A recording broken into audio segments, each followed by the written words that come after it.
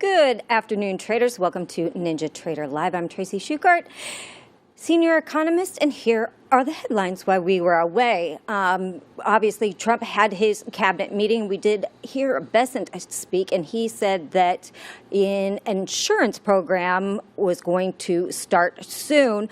They were going to use the U.S. International Development Finance Corporation to provide insurance guarantees with naval escorts to help ensure safe passage for oil tankers. Now, I talked about this before. This program was first unveiled on March 3rd, but there's no evidence that any vessels have benefited from this or have even asked to use this.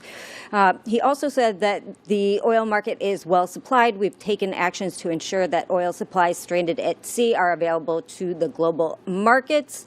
Bold actions like the Development Finance Corporation's maritime reinsurance program in conjunction with Central Command will give shippers, will soon provide shippers through the Gulf region with a level of security we have never seen before. Now, we'll see if that happens. Again, this program has been available since March 3rd, but no one has opted to take that, being that there are mines in the sea, and you have to get past Iran to do so, and they have threatened any ship that happens to pass through them. So we'll see if that comes to any fruition. Trump also floated himself suspending the federal gasoline tax. That would require congressional action. I don't think that would have any problem going through Congress, but just to note, that is about 18.4 cents per gallon on gasoline and about 24.4 cents per gallon on diesel fuel. Now, these rates have been in place since 1993, not indexed to inflation, not adjusted for construction costs, nothing. That's been the flat rate since 1993. So we'll see if that happens. Every little bit helps the consumer. And then the other option, Trump said, was just to simply take control of Iran's oil, but he didn't provide details on how he would do that exactly. Whether that would be seizing or occupying Cargo Island, that's been floated, so we'll see what happens with that. Moving on to markets, we have U.S. Treasury yields climbing, the 10-year, 4.407 right now, you guys. And really, it's the velocity of this move that matters the most. We went from 3.93 on February 27th, literally the day before the Iran strikes, to 4.407 today. That's 47 basis points in under a month. And the only move comparable to this is May 2025, spiked to 4.59%. And that took much longer to build. So again, the velocity, and we talk about this, Delhi talks about this a lot, it's the velocity of the bond move that is going to make it very difficult for index markets, for ES and Q, et cetera, to get a bid. So this is a very, very big concern right now in market. Definitely keep your eye on that 10-year if you are trading, because if you see that fall, likely index will follow. Moving on, we had a 7-year auction today. Traders were kind of nervous heading into the 7-year auction today. Earlier this week, both the 2 and the 5-year auctions went very poorly. So everybody expected today's sale to be weak as well. The good news is because yields rose early in the day, today's results weren't quite as bad as feared. The auction ended with a yield of 4.255, which was only slightly higher by 0.8 basis points than expected. Still kind of a disappointing result considering how much yields have already risen to attract buyers. Moving on, moving to the Bitcoin. So Bitcoin. The Bitcoin's largest options expiry of the year is colliding with geopolitical volatility. So we have roughly 14 billion of Bitcoin options are set to expire tomorrow, as measured by the number of outstanding contracts. The quarterly rollover, which wipes out close to 40% of those options positions on the derivative exchange, comes while Trump is threatening Iran with intensified military action after Tehran rejected Washington's push for a deal. So again, if you're trading Bitcoin, we may see some more volatility after options expiry on Friday, which has kind of been pinning it down. So be aware of that if you are trading that. And with that, I will pass it to Jim for an Edge report.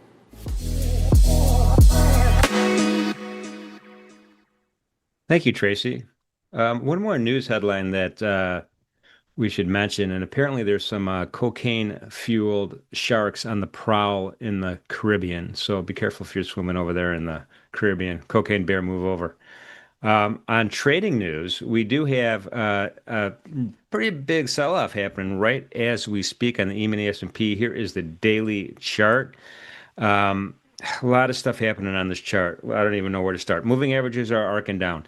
The 50 EMA is about to cross under the 150 simple. That's a big cross under. We have November 21st, 2025 lows. Remember those lows we were anchoring VWAPs and all sorts of stuff to? That's at 65.26. We're pretty darn close to that. And then another low here. We have this peak low. This peak low that we saw, the swing low, I guess you can call it on the 23rd, and that was at 64.83 half. There is no significant shadow on the bottom of this daily candle right now. Volume profile from how I drew it forward here, there's still a lot of volume up at the top, but we're breaking new ground now right now on the bottom on the E-mini S&P. Let's just take a look at an intraday chart. This is looking pretty ugly. This is a 10-minute chart. Let me expand it a little bit more so we could see it a little bit better. But this orderly kind of sell-off turned into a rapid break to the downside. We broke through that MenthorQ one-day min at 65.65, give or take a couple ticks. There's a PAX line we broke through as well. And, it's just red candle, lower high, lower high, lower high, lower high, lower low, lower low, lower low, et cetera, et cetera. We'll see what this candle gives us here when it completes. It's trying to fight back up, but I'm not buying it. We have some targets on the downside still. We have S3, which rarely happens. It's part of the pivot study. It's support level 3. That's down there at 65.10. Below that, there's that blind spot 1, and this is the MenthorQ blind spot. That's area of interest, basically the way that I think of it. It's 65.05 and then put support at 65 even. I'm not going to be surprised if we get down here today, but you never know. Anything could happen with this news-driven market that we are watching right now. So let's just show you the E-mini S&P. We're going to get some more color on the stock index futures from our live traders that we're going to see in a couple seconds. Let's shoot over to crude oil, though, and see what's cooking there with crude oil. Because remember my 94.77 line in the sand? Guess where we're at? Well, 94.96. So we're about 20 cents over it, 25 cents over it, 15 cents over it. I can't do math, but we're right at it. Look at that point of control. Really nice. I drew that volume profile. I anchored it to that May 9th big blowout day right there. That's where we closed that day, and that's where we're at right now. So after all the dust is settled, well, actually it hasn't settled, right? All the stuff that's happened, and we're right back to the close on that big red catastrophic candle day, which is really, really interesting. It's pricing in crude right now, price happiness at 94.77 thereabouts. So we'll keep an eye on that. And, with the exception of the last couple of sessions, we've traded through that level every single day. But, still we have moving averages are mostly sloping upward. The RSI is not really helping us much from a momentum point of view, but that fib line here, low to high, where this rally really started, to all the way to that, I'm using that peak wick on that fib line. We're north of that 50% right now, too, which means something. 38.1%, around 98, almost $99, 98.72, is right at the top of the value area on that volume profile I drew. I'm like sticking to my volume profile here. Let's go to the intraday chart really quickly here. We have a double break of the IB if you include this wick down here, if that matters for the crude oil traders. But right now, ever since then, boom, nice orderly rally up. We hit that zero DTE call resistance level at 95 bucks. R2 is right there. That's another important pivot level as well. And then that 1 day max is just, get a breakthrough to the upside. We have targets 95.56 and not a lot above that. So we have room to grow. VWAP, we lost it in the rearview mirror a long, long time ago. Point of control, this is kind of a weird volume profile, to be honest with you. I don't know what to make of it. Official point of control is all the way down here at 92.98, but we haven't seen that price since 1040 to 1050 this morning. So it's I'm going to call it stale right now. All right. Well, having said all that, that is this afternoon's Edge Report. We are ready to trade the close with three heavyweights with us today. We have Leo the Big. Oh, we have two. We lost one. We have Leo the Big Cat. We have Christian trading boxes, and I know Joey's going to join us in a few minutes. So we do have three. We're just starting out with these two guys right here. Good afternoon, gentlemen. How you guys doing? Jim, it would be better if Joey was here. I think he's just trying to big dog us into like showing up fashionably late or something. I'm not really sure what's going on. Wow, man, that's your territory, man. You stomping all over your original OG status right now. Yeah, it's kind of is this like a boss move? Is he trying to like mog me like on NT Live or something? I don't know. You know, We're gonna have to ask him. when I saw him pre-production, he had a tight t-shirt on, short sleeves. He was showing his pipes. I don't know. He might be making a Oh, power move. maybe. Oh my Bring it goodness. on, Joey. Yeah. So, Christian, what do you think of this power move? It'll be the battle of. I think the winner will be decided whoever takes off the hat first. Ooh. So I know they're both wearing hats. If Leo has a better head of I'm hair, not gonna take off my hat when my hair's not done. It's just not gonna happen. Hair's not done.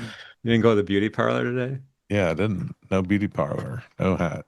Anyway, No well, hair. Christian might be in a trade right now. Christian, what are you thinking about this afternoon? yeah, I've been short all day. We were in a week-long consolidation for the last few days. We broke down today or last night. We had a bounce in the morning, only to backtest that breakdown. If I show this hourly chart here in NQ, this is the breakdown range that we were in. We had a bounce in the morning right into this area. We were back testing this breakdown a little bit above it into the 200 area, and then we just rejected right from there, have been in a really strong downtrend ever since. So I've just been in the short all day. I might hit you up for a loan because that was a great trade. Not done yet. Do you have a target in right now, or are you just letting it roll? Yeah, I'm following a strategy that I created for the IB, and it has me take 50% off at 2R, 25% off at 4R, and then the last 25% off at 6R. So my target is 838 here, if it hits it, and that'll be it for the day. All right, all right. Rooting for you, my friend. Good job. Good trade. Leo, what are you thinking, man? I'm probably gonna be waiting for something to present itself that doesn't involve me buying the low or selling the low. That's that sounds like you got a plan there. I'm in wait and see mode. All right. Wait and see mood. I love it. Hey, I do want to remind everybody a couple of quick points to talk about. You were getting closer and closer to that Miami meet and greet, NinjaTrader Live. We have sent out emails to first round of emails to folks that went ahead and signed up and that are close to the Miami area. We're going to start out with the center of the onion. Check your email, your spam filter, your junk, your spam filter, your junk folder, or wherever. If you don't see it, double check. But a bunch of emails did go out, so I just wanted to give you that heads up.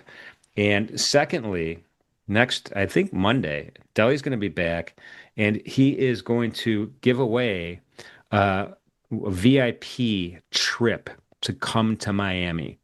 So pay for your plane ride, hotel, Friday, the VIP, if you are selected, you are going to get to hang out with us Friday night. Just not with the bigger group, but just with the NinjaTrader live hosts and the contributors. You'll be able to hang out with me and Christian and a whole bunch of people. We're having dinner at a really, really nice restaurant. You included in that. You're basically going to hang out with the crew before the main event on Saturday. And then the main event is on Saturday with everybody. That is going to be on a really spectacular rooftop in Miami. And there's going to be panels, discussions, meet and greets, cocktails flowing, a lot of fun, a lot of humor. You're going to also get to meet the Mighty Packs live. So if looking forward to that as well. So there's a link in the chat. There will be a link in the chat if you want to sign up to try to win that VIP trip to Miami, Florida. All right, that's my announcement, man. That was a beautiful announcement, Jim. And don't forget, if you win the VIP part, you can sleep on Anthony Crudele's couch.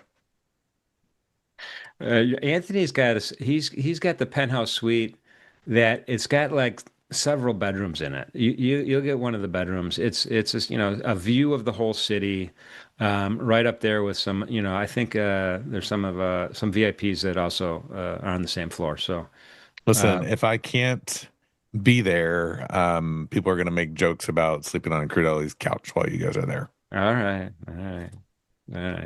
Well, you're going to be in one of these, Leo, whether you like it or not. I'll be there in Chicago. I deliver. Yep. I've already committed. All right. And then Joey's going to be with us too, in Miami as well. I'll get to meet Joey for the first time. He's going to show off those pipes in person right now in Miami. I got to get more fit for that. Yeah. But nice power move, Joey, coming in after your warm-up band here started. Yeah. Appreciate that. Yeah, I just want to be fashionably late, come in with an entrance, Yeah. All right.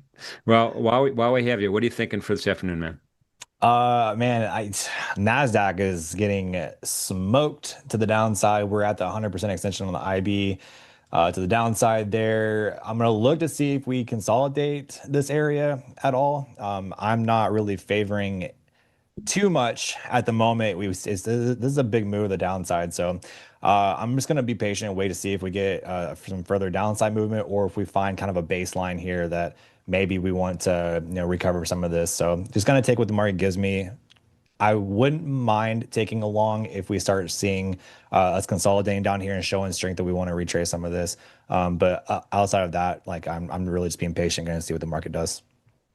Roger that. All right, you guys, I'm going to dip in the chat. Best of luck to your trades this afternoon. Appreciate you as usual, and I'll talk to you at the end. I'm good. Later, Jim. Have a good one. Fam, what's up? So what's up? Not much, man. Not much. What a day. Yeah, it's been a good one. Yeah, I don't know, Joey. I'm a little disappointed that you tried to big dog us by like being like showing up late and stuff. Oh, just listen. It's not. Don't take it personal. It's nothing personal. It's just sometimes I gotta...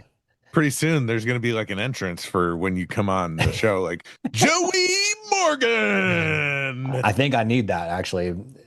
NinjaTrader team, y'all heard it. Back end, let's get that done. I mean, he just said it for you that they're gonna get his they're voice. Gonna clip that. Yeah. We do already have an EDM song with my voiceover. So. Oh, we do? Yeah, we do. Let me hear it.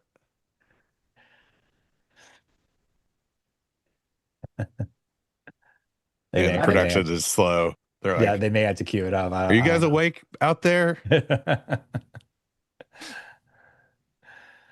Mia, fun. It's I do whoa. What did you call me? Not you. I'm replying to a comment. It says MEA. Mia. Oh, Mia. I thought you said Leah. Like Leah. If Leah comes out today, I'll call you Leah. But you decide that. I automate. I do manual back test. I do not do automated back test. How are you gonna? I don't trust those automated ones. Okay, what do I make of this slow grind? There's no counter rotation. That I think you have said exactly what I'm thinking, which is there is a slow grinding market that does have like almost has zero rotations. And for that reason, you don't see me trying to counter trade this move right now. Now, if we start to get a little more back and forth activity, then I'll get involved. But we have been just grinding slower, lower and slower. Low and slow Low. is not a trade setup for me. I just don't want to get involved. And so this is a very a trend move, right? We're in the middle of a trend move. And I am just, this is not my pace. This is not my, nothing in here fits my strategy. Even though you get these, like, you get this perfect retests of some of these levels. Like, here's last week's low, retested to almost to the tick, sold. Retest of the week open after breaking it, sold. I still don't even want to take those trades because of how slow it is. So for me, I am currently just hands off in this type of environment. You don't want to predict the bottom? Not when it's grinding like this, no. My 6R is about to hit, or hopefully if we make a new low. You in a short, Chris? Yeah, I've been short all day. Oh, wow. Can't wait to see your 7R. Oh, I'll show you my 7R. 6-7. I am a wise man. They keep telling me that I'm like getting old. So I guess I have to, at some point, I have to accept that the wise man maybe fits me. It's like smoking a brisket low and slow. There's a reason that I have a pellet smoker and not a wood smoker, because I don't want to mess with it. Just like this market. Definitely a hard market to trade. Well, it's not a hard market to trade when you don't put any trades on. That's true. Yeah, if you just stay out of it, it's not that hard. Why do you say that? I don't quite agree with that. Why that the market's tough to trade right now? Yeah. I mean that in terms of like headline news being the market reacting to headline news all the time at this point. If you go back and look at Tuesday, there was a lot of consolidation at the IB mid, unless we had a headline come out and it moved us away from the consolidation. Once the headline reaction fizzled out, we went right back to the IB mid until a new headline came out. It's days like that, I think, that make the market, I think, more difficult to trade, when we're just consolidating until we get a headline that moves us in a particular direction. And even then, what I've seen is those reactions fizzle out and we go right back to the same place we were consolidating at. I think that's what I mean by it. The market's difficult. It's like it's hard to, for at least for me. I'm speaking for myself. At least for me, there have been some opportunities where I have seen a good trade setup. However, a headline came out and smashed that opportunity, right? So I don't know, just my experience for the past couple weeks. Yeah. I think it's also where one is placing the trade. I'm mostly like a support resistance trader. And I found that today's shorts was the high of the day. So I'm looking to position myself like at the high or low of the day. And that's where I find that there's least noise. Yeah. Yeah, I mean that's the thing about the market is like there's a market for everybody, right? I mean, some people might find this difficult, some people might be thriving. So, and I think that's the cool thing about the market is, there's a market for everyone. Wait, Chris has joined the dark side. Well, it's because I couldn't open the Ninja app. Remember, I'm on the web platform. Oh, I see. Join the dark side. What do you mean? With like a white? What was it? White charts? Chris is a white chart guy. Oh, Well, to be fair, Chris. it's not white. It's like a grayish pastel. I would go with like vanilla folder. But yeah, how do you know it's the high day? You don't know. But what do reversals in the first hour or 2 hours of the market happen?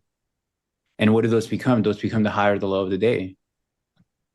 We're in a downtrend. We just broke a week-long consolidation. We rallied to backtest that breakdown.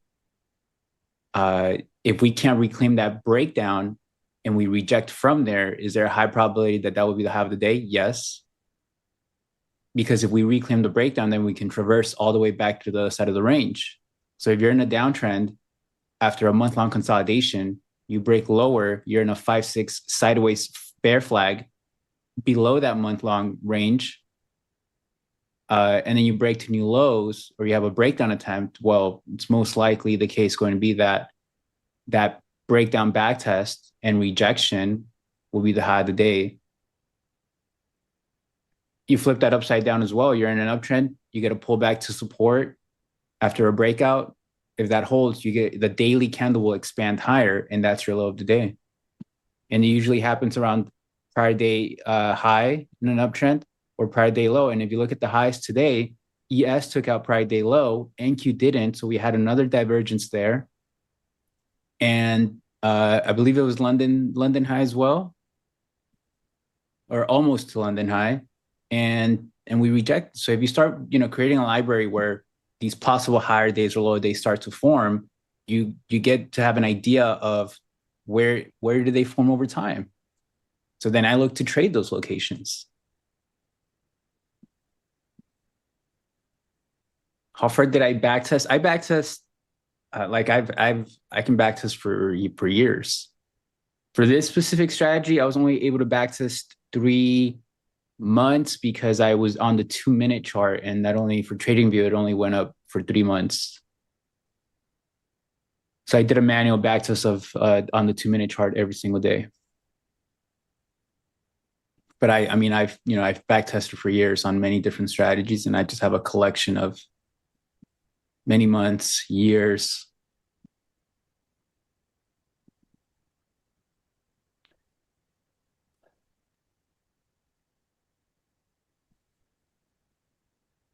How much time have you spent backtesting? Is that something you do like daily, or do you like on specific days? Like how much time do you spend doing that?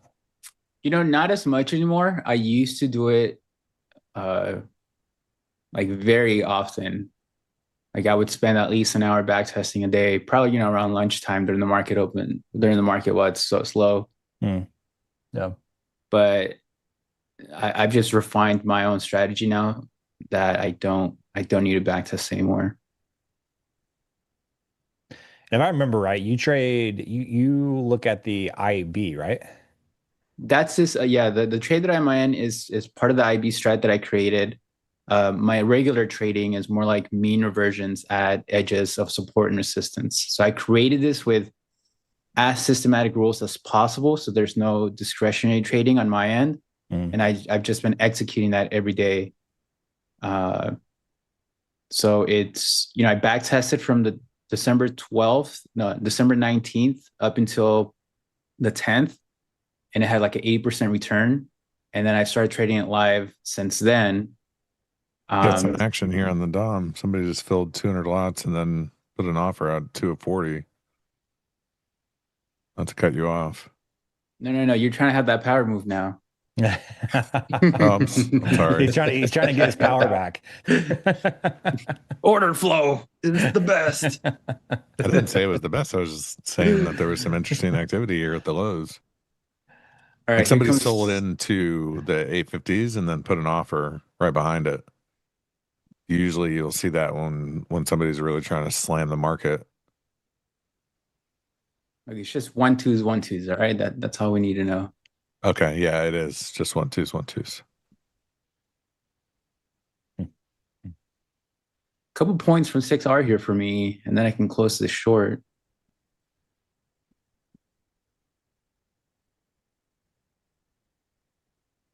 And that's up around 240 points so far. And it can go lower, but I got to follow the rules, you know?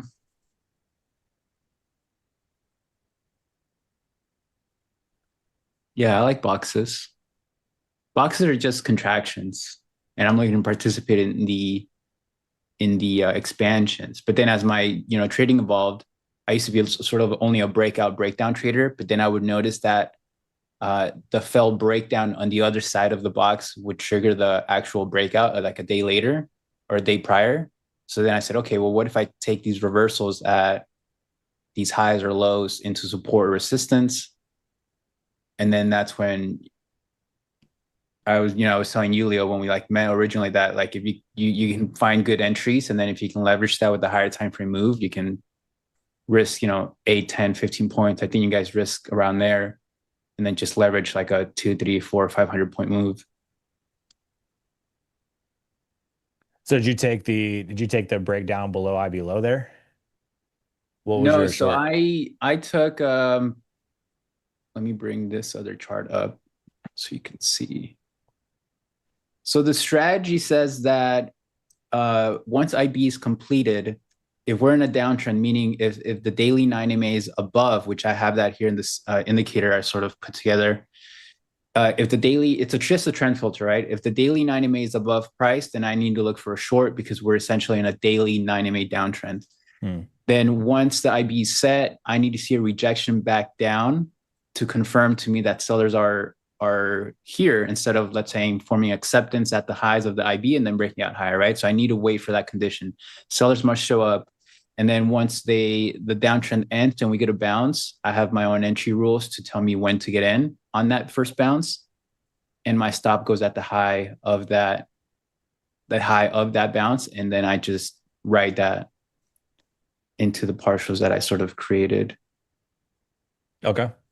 So do you normally target is 6R like your normal profit target, or how do you adjust your profit target?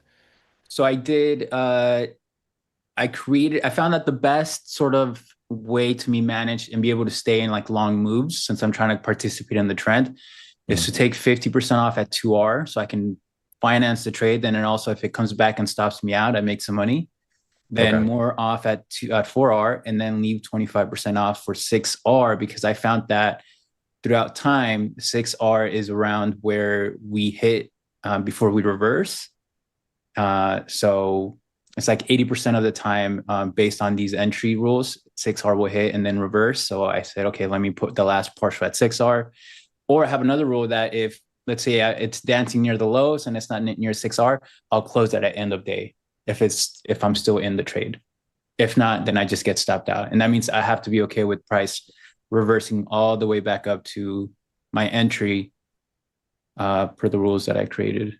Okay. It's essentially like, if to make it simple, is I'm looking to short the first lower high after a breakdown from IB. So we had the IB consolidation near the highs, right? Then we saw a rejection, we bounced. That was the lower high. I'm essentially looking to do that. Shorting the lower high in a downtrend, buying the first higher low in an uptrend. Yeah. Okay, cool. Just different rules, Yeah.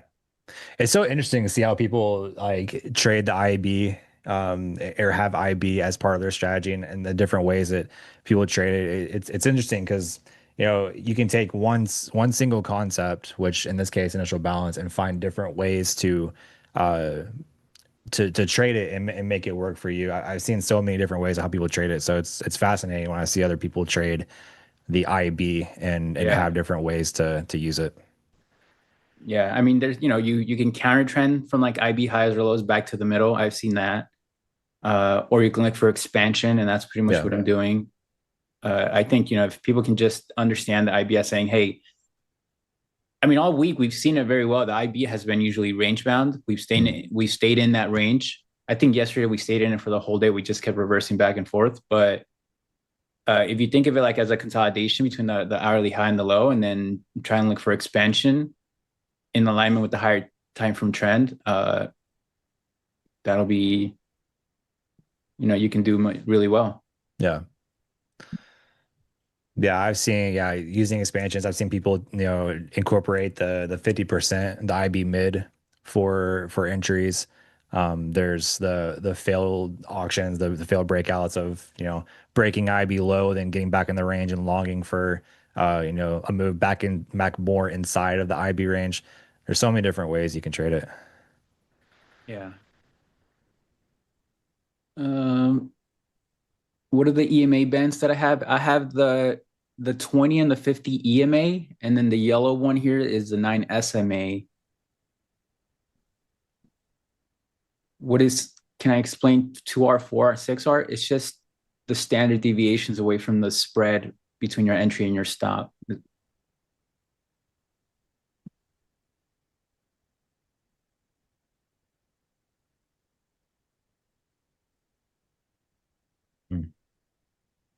Leo, if you were long, what would your targets be?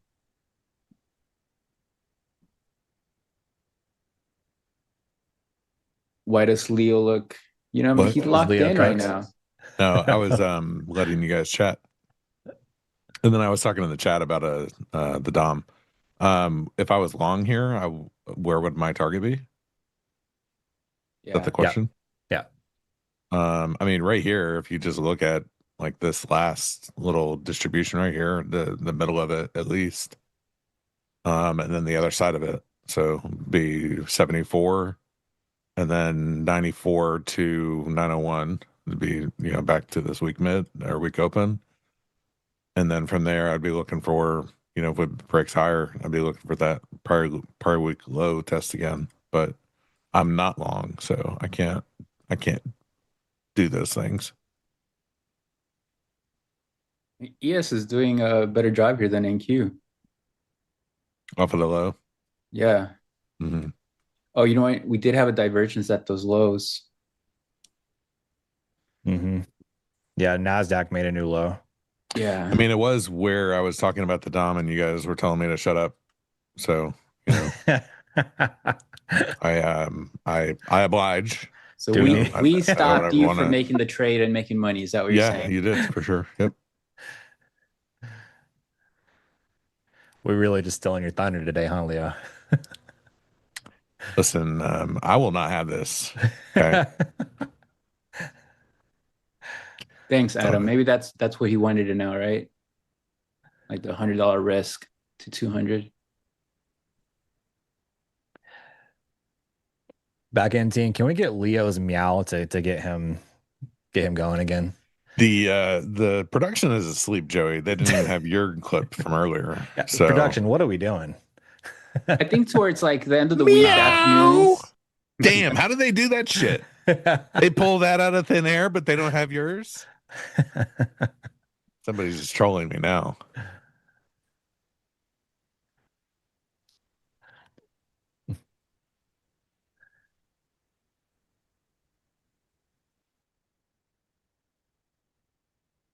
Oh, he asked for it. He asked for it at the beginning. Let's hear it. They want the EDM voiceover. The EDM voiceover.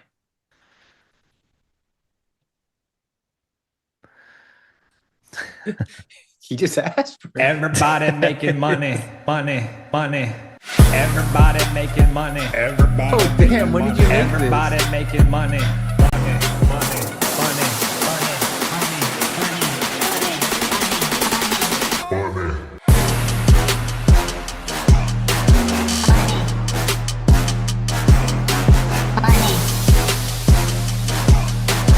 Everybody making money, money, money.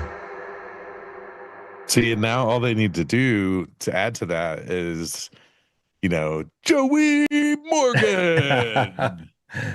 Who you made It's that, like the or introduction. you gave it to them, or who made that? Production Huh? made it. They clipped What? me and they made it. Yeah, that's got to be the intro song.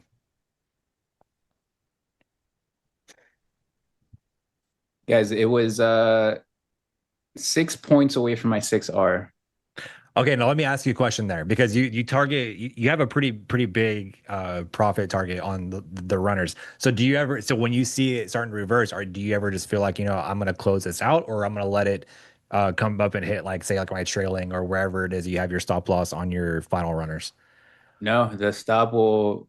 So, originally when I created, the stop was going to remain in place at the original place. But this week, I was thinking, well, if the price moves all the way to 6R because it's so far, can I move the stop to break even? So right now I have it at break even, but I need to go back and review to see if that makes sense.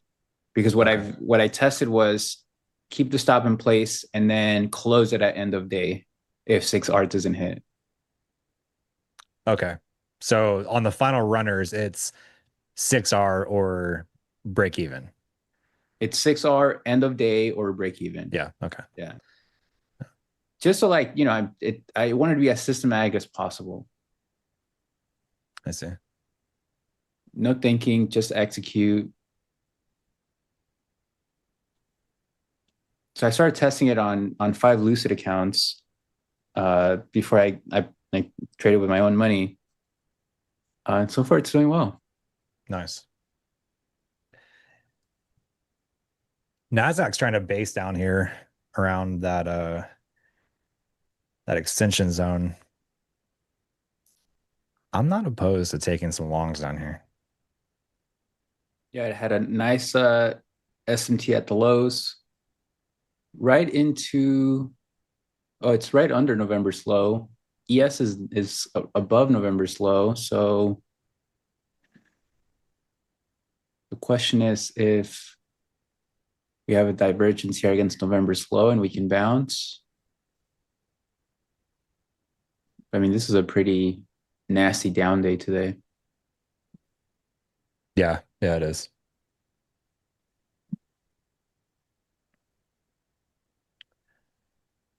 Let's see.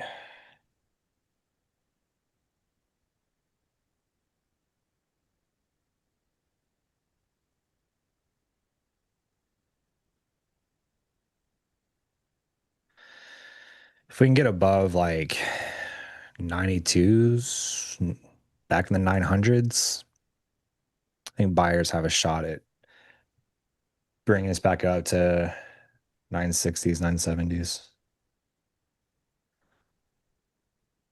Do I think 3 months of data is enough?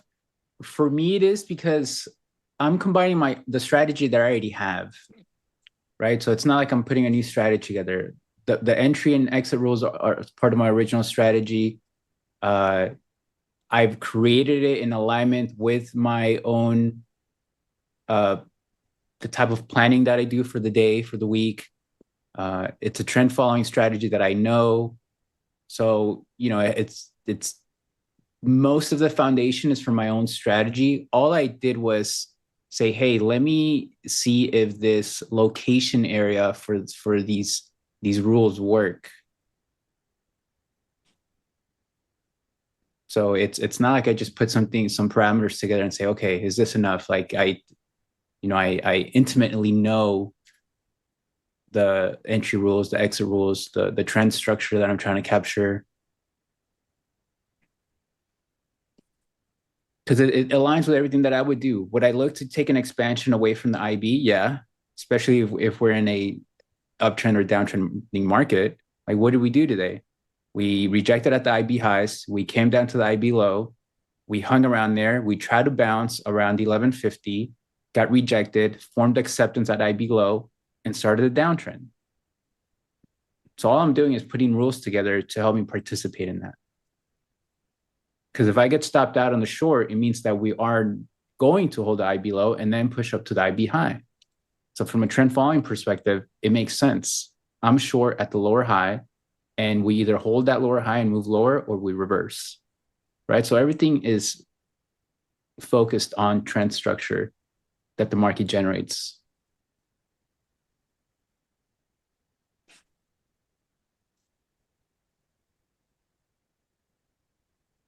Listen, I'll pandil.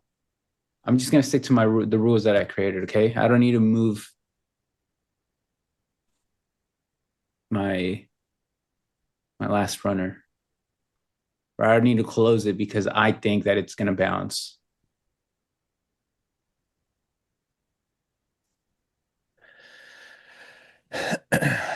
What's that string B?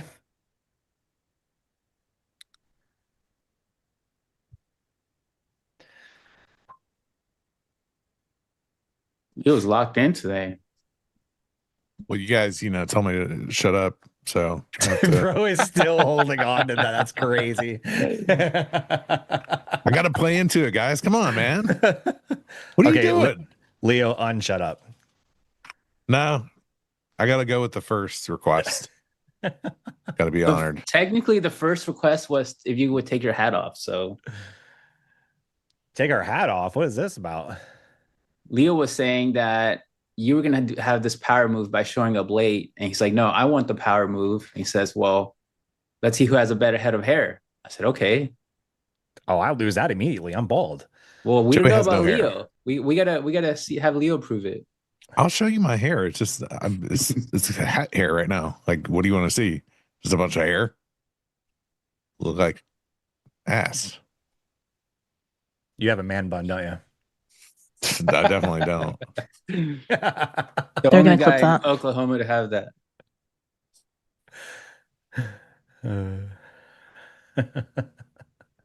I would probably look at you funny, huh, if you had that over there. You're not from around here. I mean, I don't know. There's probably some man buns around here.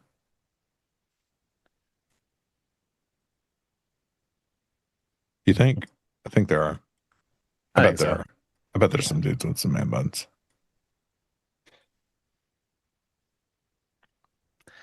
If I had hair, I'd rock a man bun.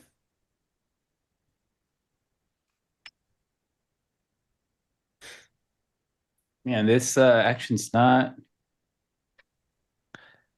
So far, people are trying to buy long. They've just been getting stopped out today.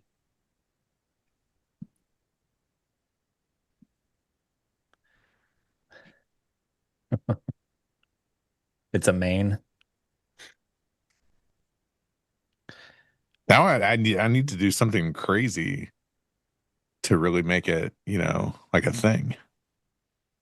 Should I do like a mullet? I don't know. No, I should do like the new styles, like where they go like fade all the way up. Mhm. Yeah, it's like a fade on the sides and then just like longer on top. Yeah. Yeah. Like It's mullet. they leave it longer, the lower. It's like a I don't even know what I would call it. Not a mohawk, but like gives that mohawk look. They just drop it lower. Yeah. Very nice.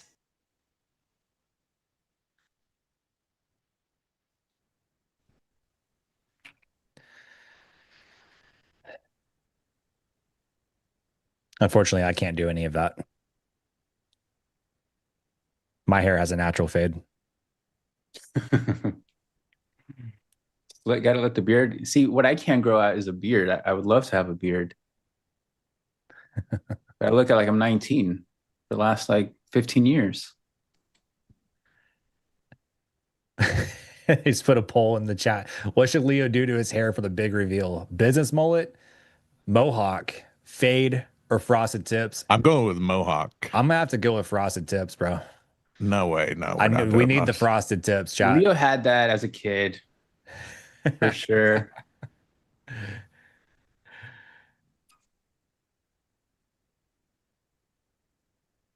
Did you ever dye your hair, Leo? No, I had tips. I mean, I definitely had tips for sure.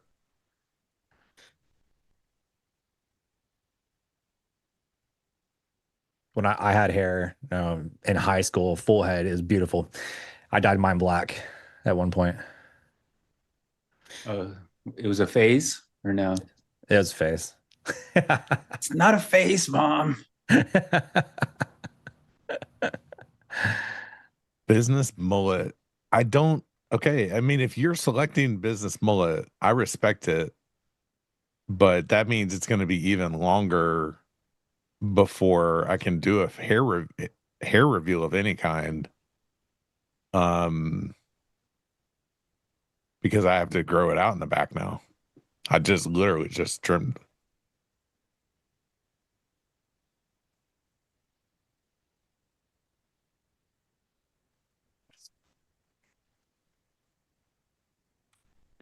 You know what's crazy is I was one of those guys where you would have never thought that I would go bald. Like I had a lot of hair and it was super thick. I could do anything I wanted to it. Would have never thought I went bald, but sure enough, 25 hit and it all started bouncing. Damn, that early, huh? That early, dude. 25 is when I noticed it. Yeah.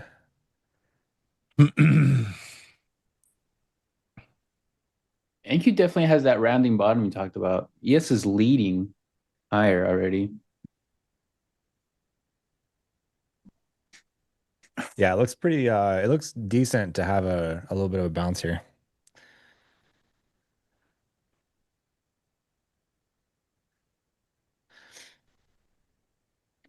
Yeah, whatever was going down in those 50s was definitely stood out to me. Stood out to me. So, but I didn't take the trade. Too much IB discussion, you know. I had to let the two gentlemen discuss the IB scenarios. You're not into the IBs? I love IB. Yeah, I've used the IB for 6 years. You're not an IB connoisseur? Mm-hmm. It's a great frame of reference. Yeah, it provides a lot of context. I think that's what, Yeah. you know, any tool that can provide more context to us. Yeah. Anything that gives Yeah. you context and confidence It's huge. is something that is going to benefit you long term. Agreed.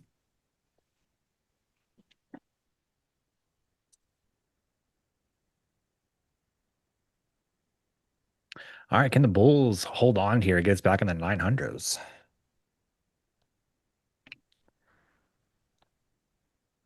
This looks decent.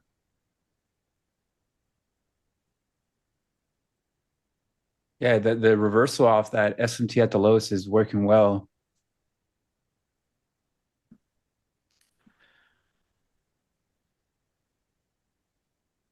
So that was the spot right there. The spot.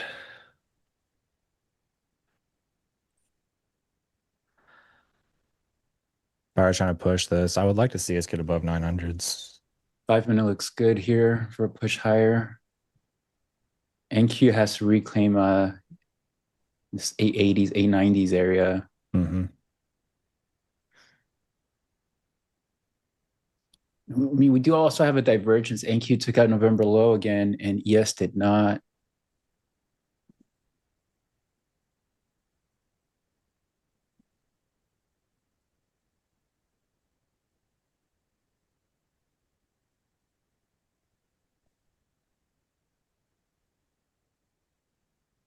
Yeah, that was I could have taken that in the other account.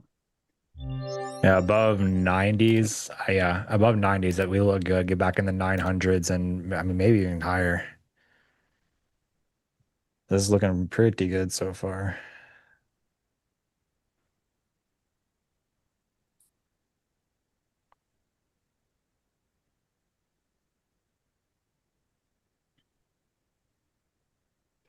Let's see how a higher low holds here on this bounce. If the 2 minute can create a higher low, then you sort of have data here telling us that it's going to push up. For now, I'll stay in the short. I do have my other account here that I'll see if I can get a trade on.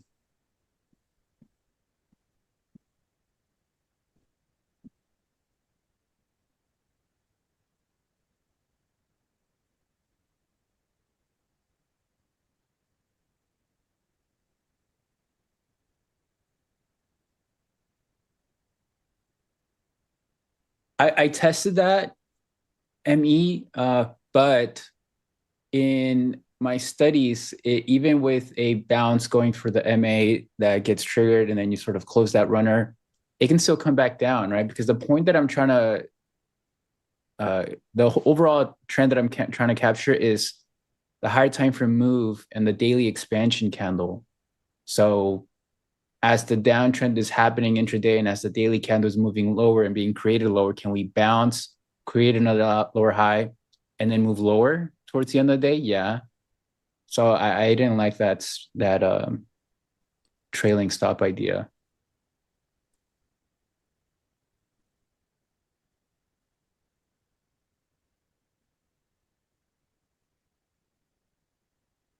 You're 100 contracts long. Right. Make those points. Who is 100 contracts long? Oh, wow. Probably MNQ.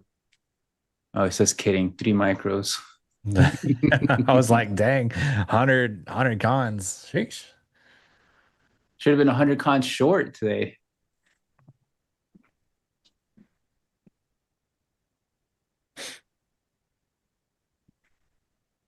So we're getting a bounce here. Let me go to the trading view chart here.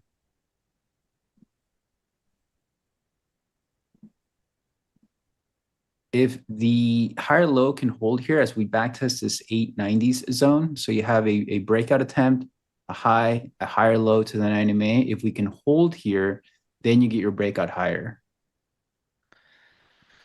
on this 2-minute 9 MA. Failure to hold here, then do we come back down to the lows? But we have an hour into the close. Have we seen the low for the day? Can we get a bounce?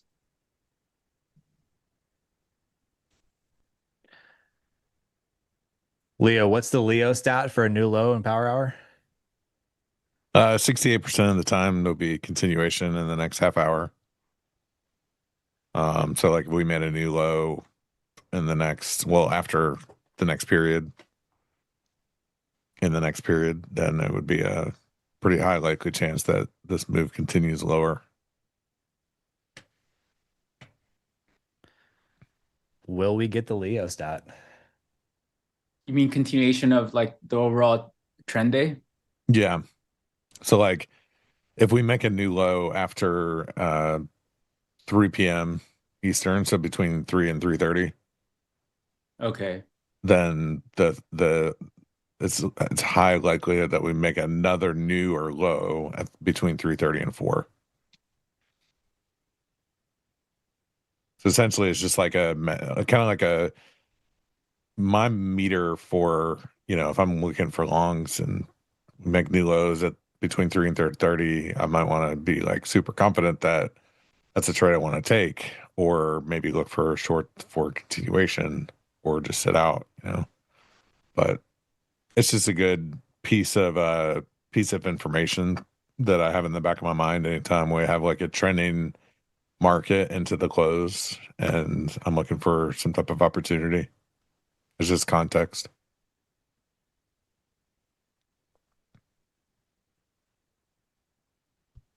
In all regimes, though, this is 7 years worth of data, which included, you know, 2021, 2022, etc.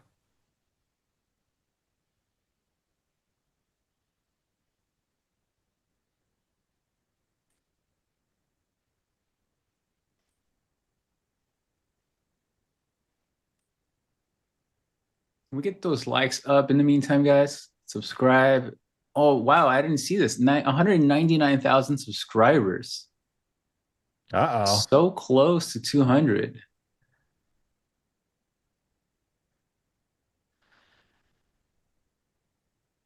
Just keep sharing more with more people, guys. And we can show up here and do our thing. Ask questions. Let's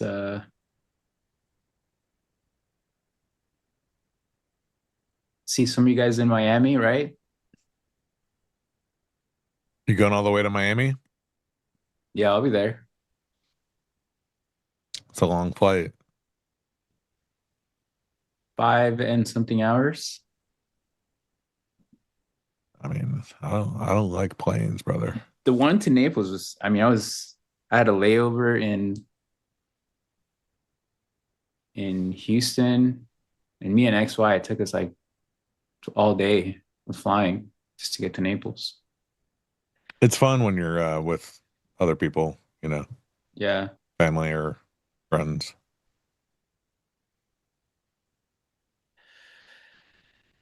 I'm terrified of planes. That's I like just got tired of flying dude, when I was in planes corporate are my America. biggest fear. Can't do it. Oh, you don't fly at all? No, I do. I do. But it's still my biggest fear. I am a complete train wreck on airplanes. A pre-flight drink to help? I need a couple of those. Couple pre-flight drinks. I can't drink anymore, so I just have to face it and sit in the airplane. Have to sit through it and feel everything. That's funny. Wait, Leo, you were in corporate America before? Yeah, I mean, I wasn't always a trader. I'm 42 years old, man. I've had other lives. What were you what industry? Technology, Oh, okay. IT, tech, Oh, a nerd, huh? software, hardware, you know. Did you just call me a nerd? Yeah.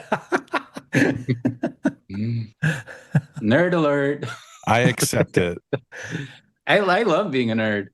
Dude, I would say, aren't traders nerds? Aren't we Yeah. data people? I think we are the definition of nerds. Yeah.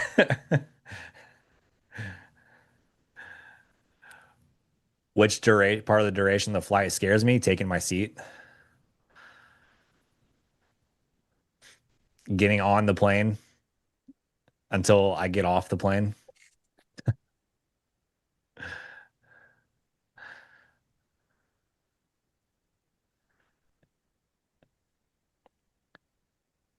Every second of being on the plane scares me, whether we're on the ground or in the air.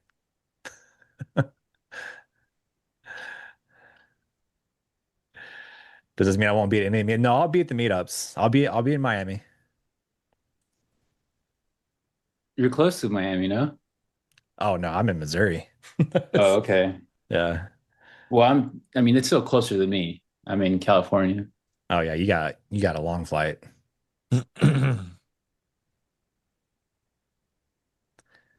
I used to be scared as well because, like, when I was really sick, I'd have to go to the ER like monthly, and I would be scared of like having an emergency and being stuck in the air. So, I mean, I can't drink, I can't do anything to help. Yeah. Yeah, it's dude, I don't know. When I was a kid, I had a bad plane experience and it's run to me ever since.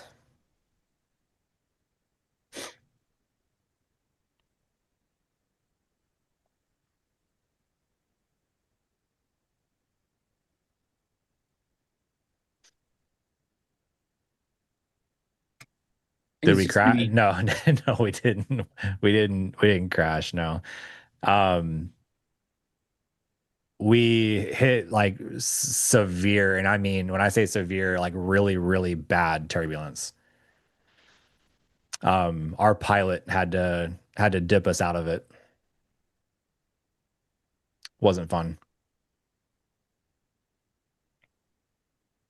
I was really young when that happened. But did you die? No, I'm here and alive, doing well. it might be chopping to the close now if we stay in this little range. Yeah, I mean, we have developing kind of a pretty large volume node here that, I could see us kind of just hanging out here for the rest of the day.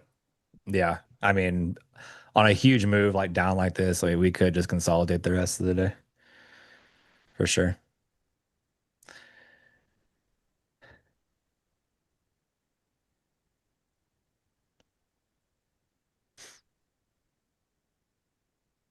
We go to new lows.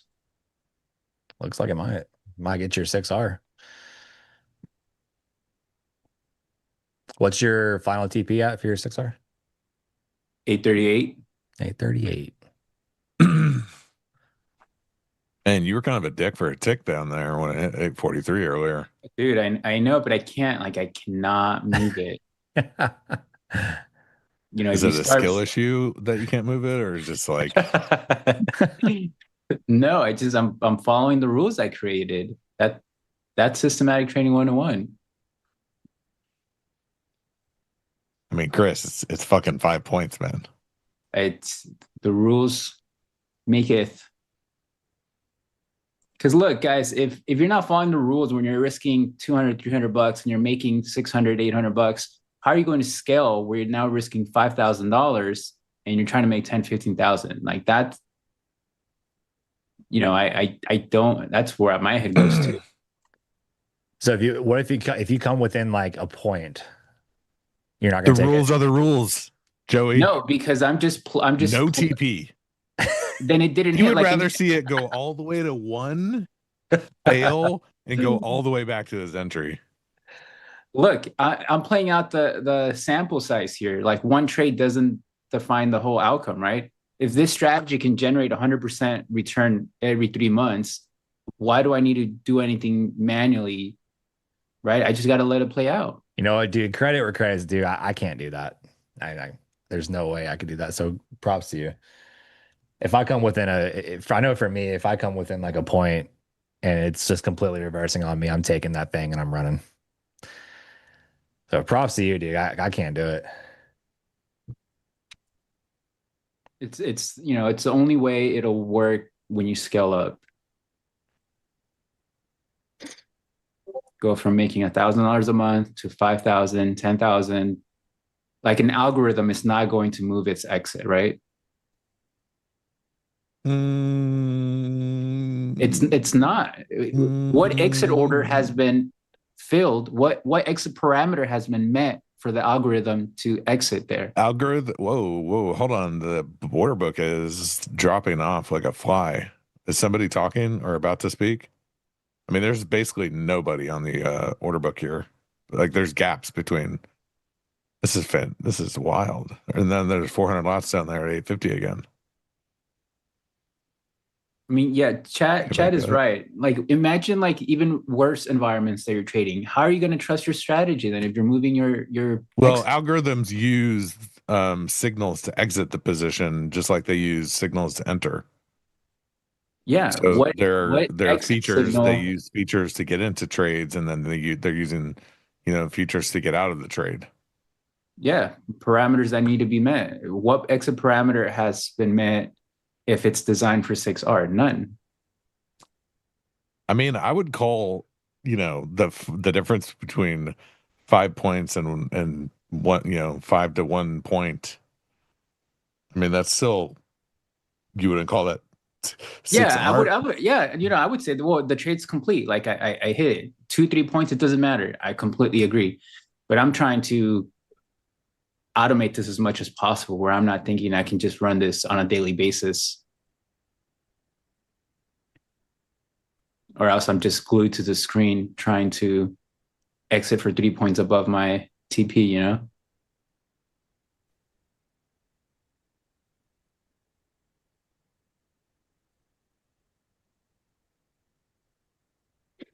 It wants it. Give it to me.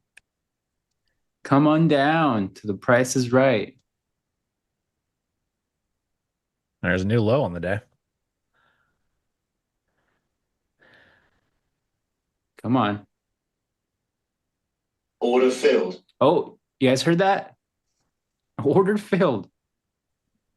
All right. 6R is hit. That was a 250-point trade on the last runner. And that's it. I do it again tomorrow and see what it produces. Nice trade, dude. That generated $1,600. Nice trade. So, Chris, this would mean the stat would be in play now. So, like, there's a 68% chance we'll make a new low, a lower low than the one we just made. So I shouldn't have closed it. No, you should have, because you have to stick to your rules of 6R. But you asked about the stat earlier.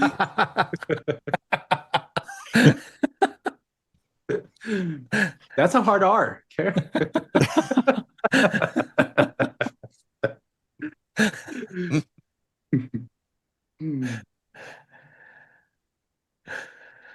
Oh, Lord.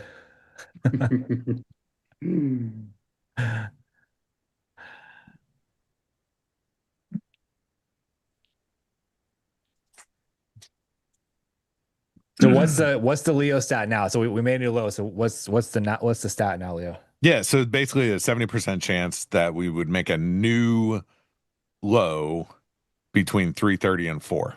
So basically it would just say that there's a 70% likelihood that this trend will continue and we'll make a new low between 3:30 and 4.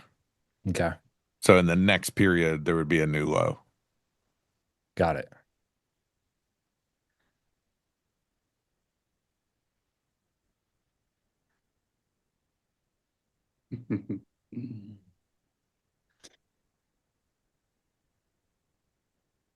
The Test it, wonderful slap hang 15 on. minutes. The wonderful tension between Leo and Chris is so good. Do you feel the tension, Chris? I don't feel it enough. Look at the camera.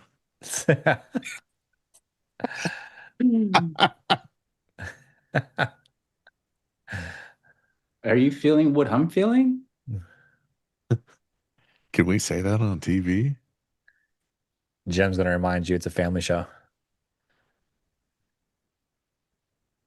Is that you or your order flow?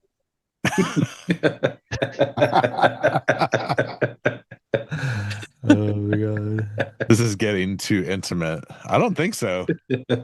We're just getting warmed up. See, Joey just clicked on the link in the description for your X account, but it's saying the account doesn't exist. Did I get canceled? NT After Dark. Oh, they have the old X handle. Oh, that's why. NinjaTrader After Dark. There you go, production. I sent you guys a link.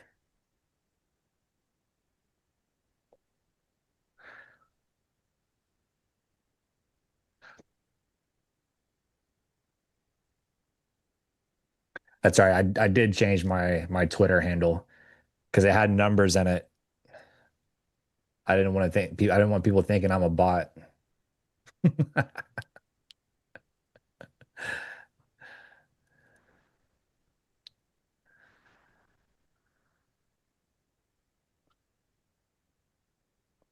What is our entry for longs? I don't think you want to be long right now. I don't think those long entries exist.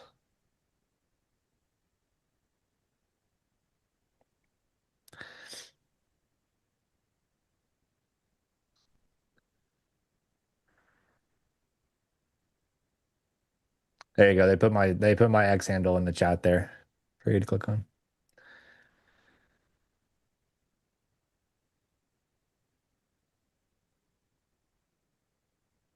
The entry for long is Monday. How do you know?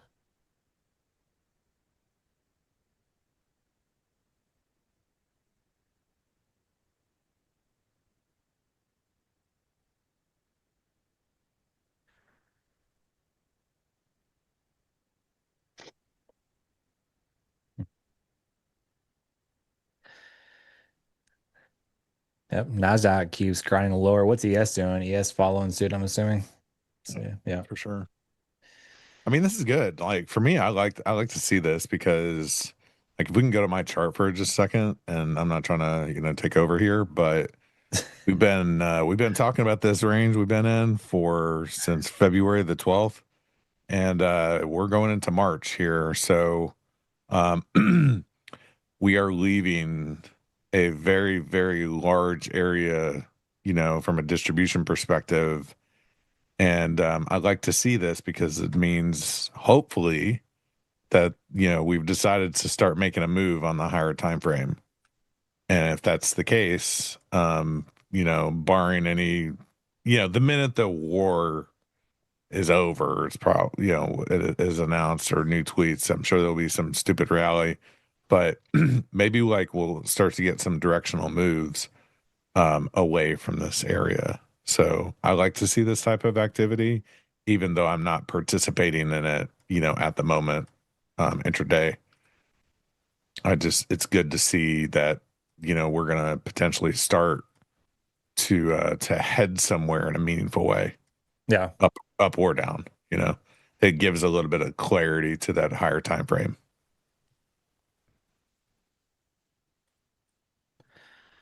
Max Wedge guy, how do you know the support or resistance is going to hold though? You don't know that. So it doesn't, one day can hold, one day cannot. So why would you put a partial exit there if that's not consistent throughout the trade, the trading sample that you did? You need context to know that a support resistance is holding. So what's consistent? A consistent R multiple. Or a trailer, right? That's consistently applied to, but a support resistance, price can break through that at any day.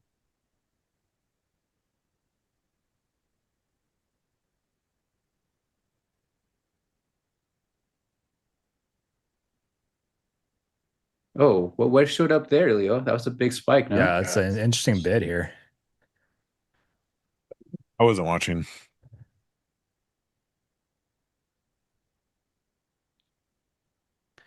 Made a new low and just caught a decent sized bid. Mm-hmm.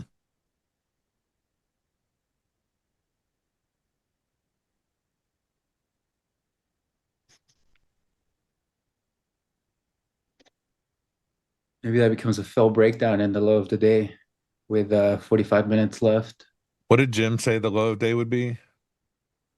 Oh, 65.05. See, do we get there? No, we have not achieved 65.05. So it can't be the low because Jim said the low would be 65.05 and we have only hit 65, like 20, 32, 31. So the low cannot be in, according to Jim. So should we go short then? I mean, the stat, the stat suggests that, maybe that's a good play. The Jim stat also says that the low is not in yet. He's in the chat saying there's lots of time on the clock. We are getting a little bit of a pullback here. We could try for a short scalp.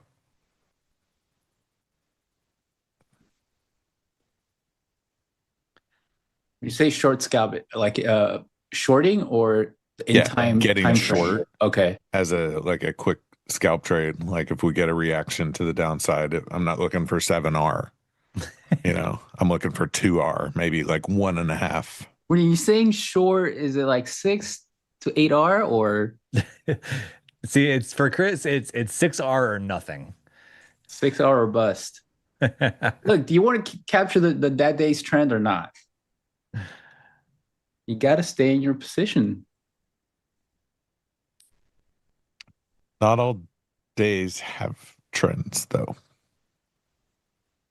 Yeah, very true. Yesterday we didn't. The math is about 3 out of 5 days, 2.5. Sorry, it's like 2 out of 5 days. It's just one of those days.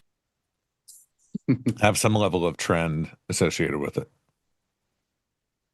Also depends on most people will tell you frame. it's 20%, but it's actually a little bit higher than that. If you're on a 30-second chart, every day is a trend day. 30 seconds, Chris. Yeah.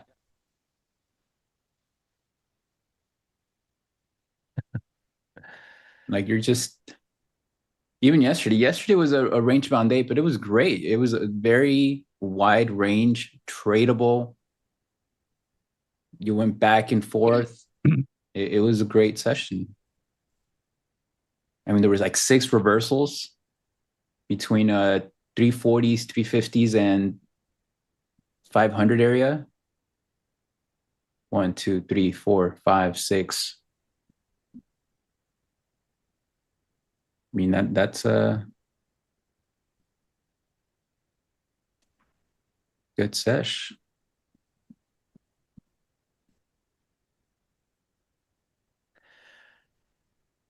So many different trading styles, chat.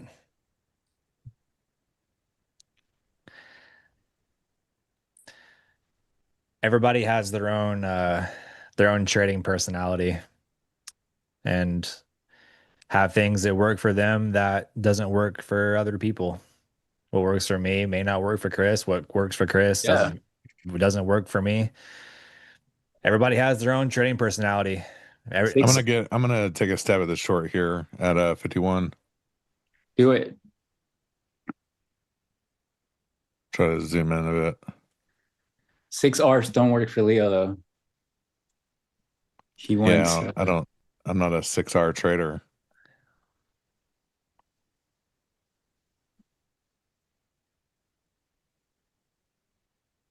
You look to write it until you see something on the tape, right? The position that any position that Yeah, you're I mean, in. like this one I would want to take to a new low.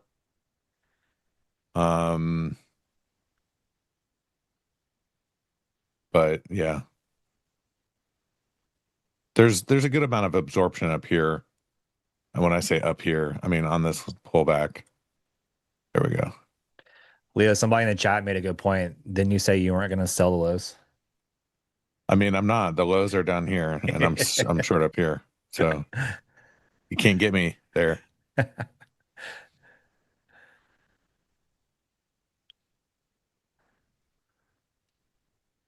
If you bring your stop down, you can get 6R. Oh, right. Okay, yeah, let me bring it here. Okay, Yeah. so now if I take TP, There you go, 6R. which I'm about to do. Leo, if you just sit in the trade until tomorrow, you can get 6R. Mm-hmm.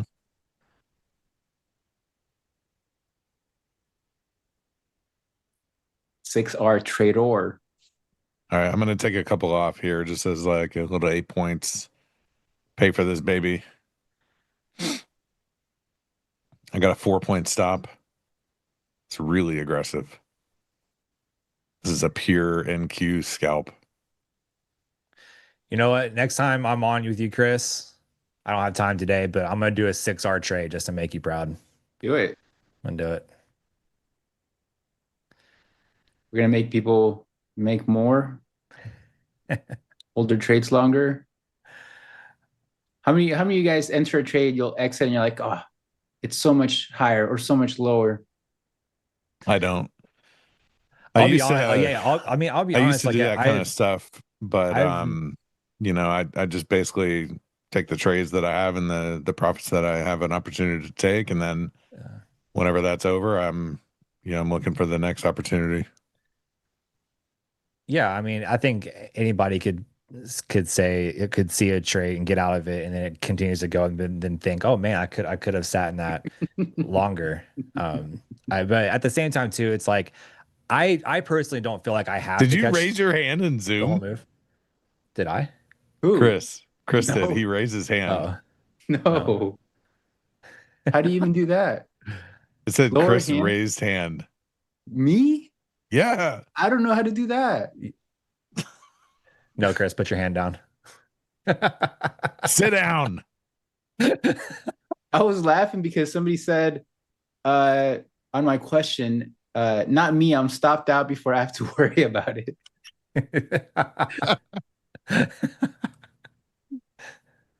That's actually funny. Wait, Joey, what kind of are you like a put on the trade and look for the targets and that's it? Mean reversion, or do you like to go with the higher time from trend? Yeah. So my general my take profits are usually like 20 points. 20 to 25 points or so. And if I have like if I have confidence that the price is going to go higher in that scenario, that yeah, I might trim and try to let the rest run. But I have always been satisfied and happy with like a 20-point trade. And it's something I feel like I can get pretty consistently with the NQ. But that, I mean, that's just kind of how I've always traded. So yeah, I don't know. You're I mean, what time frame are you on when you trade? 5 minutes. Oh, so what kind of stop do you have on your trades? What kind of stops? Yeah. Yeah, so usually it's my trades are usually like a 1-to-1. So it's like if I now I will say that it does very much depend on the context of the market. Like if my stop has to be like pretty far to, invalidate my trade, then I'll size way down to compensate for the wider stop. Yeah. So it very much does depend on the context of the market and what levels are where.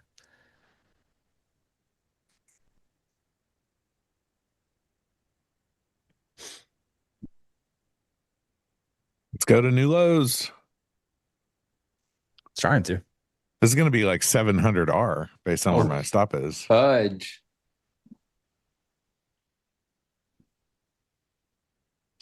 I trade on the 2-minute.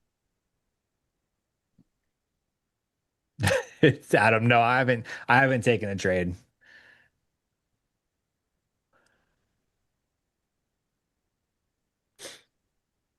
He's waiting for that 6R opportunity. You gotta. Yeah, I want this. I want the 6R. Okay. Oh, there's 4R, 5R. Oh. They're gonna make a new low. Come on, the Leo stat is gonna hit. Oh, it's not even 3:30 yet. That new low's coming. Yeah, we're gonna get like a flush here. Yeah, I'm.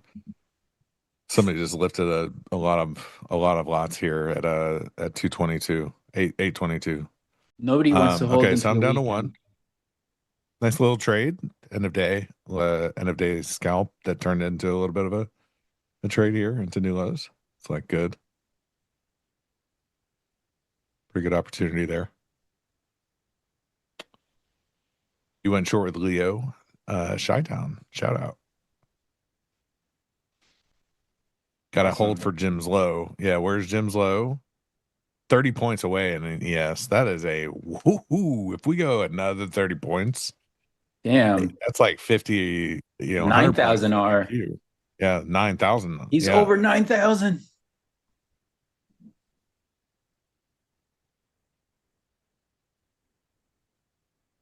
Nas might just keep grinding lower until the end of the day.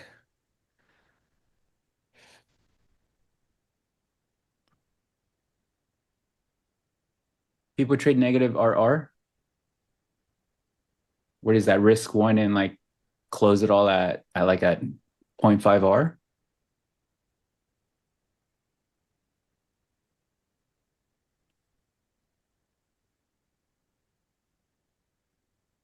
Am I into the negative R&R? No, I'm not.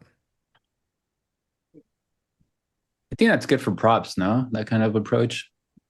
Yeah, I could see it being good for props. I wouldn't do it in personal capital, no, but maybe props. I could see it. See what in prop? The negative R&R strat. Oh yeah, I see a lot of people talk about that. Yeah. To be honest, I'd really like. This is gonna sound maybe kind of bad. I'm not a person that is always thinking about like the RR of every individual trade. I'm more or less like looking over my stats as a whole and making sure that my profitability is there, right? But my strategy for TP is a little more flexible than like a Chris is. I mean, look, my regular strategy, for sure the same. Something happens I don't see the tape the way you do, but if I see something, pretty big reaction of something, I'll close it or I'll take more partials. Right.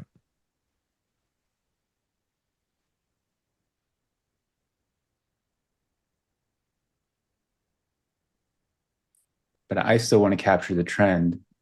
I want the market to do the heavy lifting for me. Yeah, and I think like we all do, right? Like the best way to trade is like wherever the wind is, going. Yeah. You want to trade in that direction, generally speaking. But then there's also opportunities where really good trades come out of reversals, right? And at the moment, it's going to be against the trend. But if you do have if you do like trading reversals and have strategies for it, you're going to be counter trend for a short duration of time. And that's okay as long as that's part of your strategy. Yeah. I think you guys are like overflow type of approach is really good for that. Yeah. That's why Pax is always yelling at me about buying the low or selling the high or, things like that.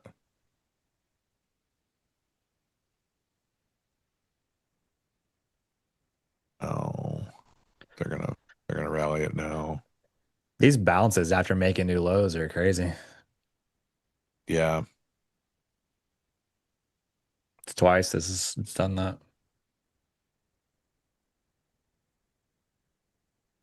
Sell that shit. They're chasing it up with size.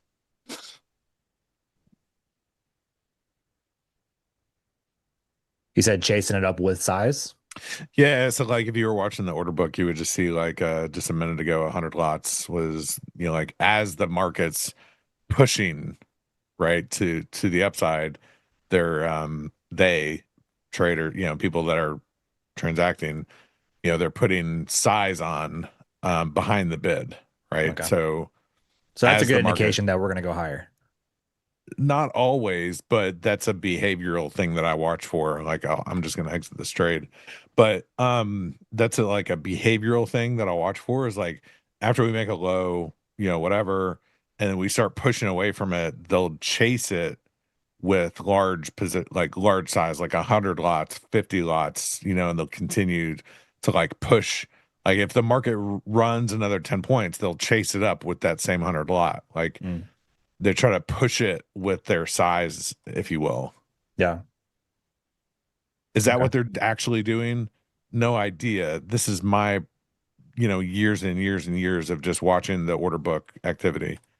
Now in this case, like that order got filled and now they're dumping it, right? So I'm not saying that the market's always going to run from those large orders, new lows. Wow. They literally just, so there's the Leo stat that's now true, right? So there's the 70%. But those are the things I look for. I mean, it took me out of my trade. I took myself out of the trade when I saw that, but yeah, it's just like certain behavioral things that I look for. I see.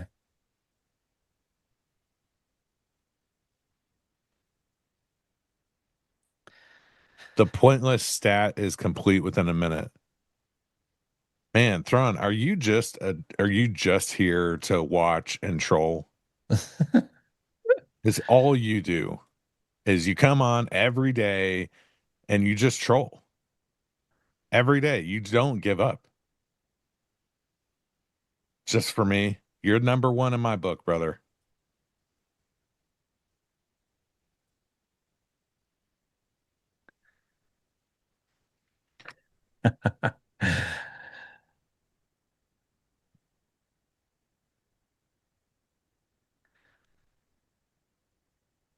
It says mutual.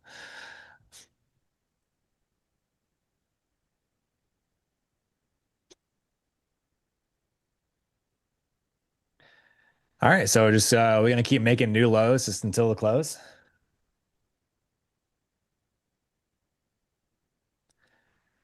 Yeah, NASDAQ is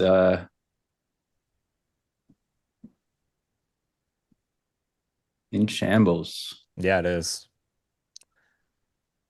When is the market in turmoil CNBC special going to happen? That we get one down day and then and the market, and now we need CNBC market in turmoil.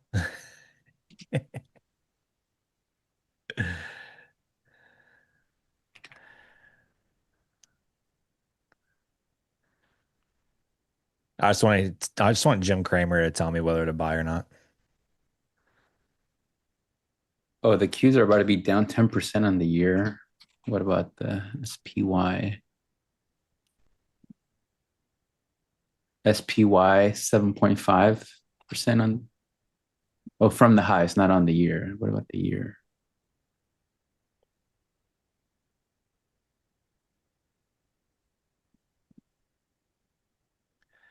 $5.5. Kramer is the ultimate trading indicator. Somebody said if you close your eyes and say Stowe, that it sounds like Jim Cramer. I thought that was really funny. Because it's our, like, Stowe's our friend, you know, it's like we can make jokes about that. Semis are finally breaking.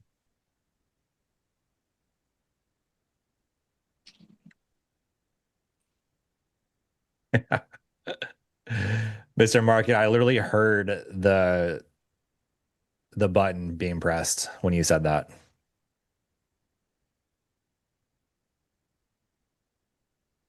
In fact, I read that in the actual voice. Just to let you know. Can you do an impression though of Jim Cramer? We want to like hear it. No, I can't at all. I can't do any impressions. I suck at impressions.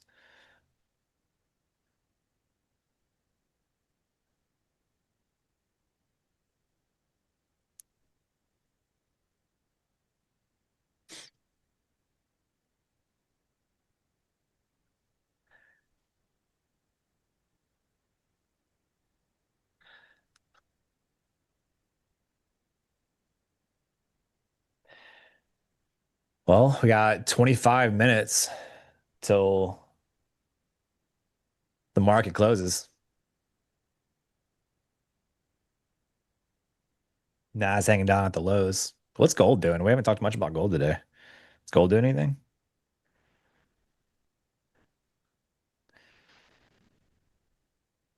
Nope. Just trying to catch a bid, but really it's been consolidating.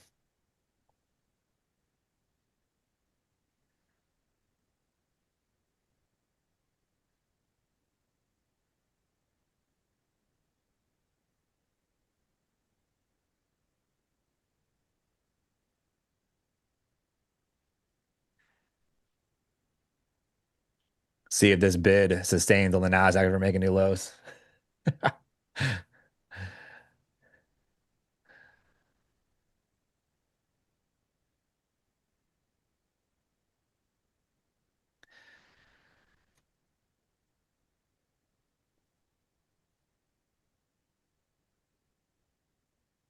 Gotta be short all day.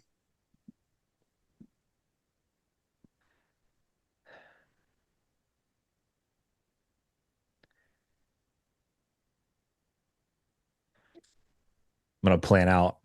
I'm telling you, Chris, I'm gonna plan out my next my next trade for that 6R. Do it. Record it and send it to you. Make you proud of me.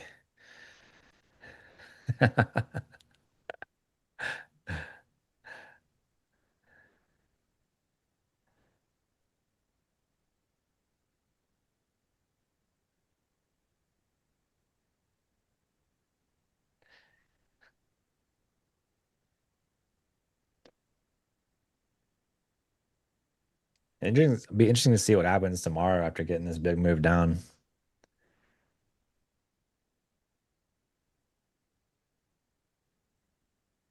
If we actually stay in the 23Ks.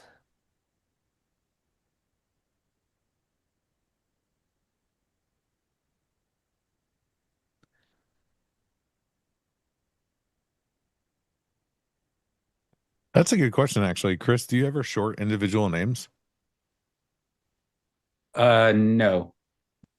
So you're like basically from an individual name perspective, you're long term, you know, only longs.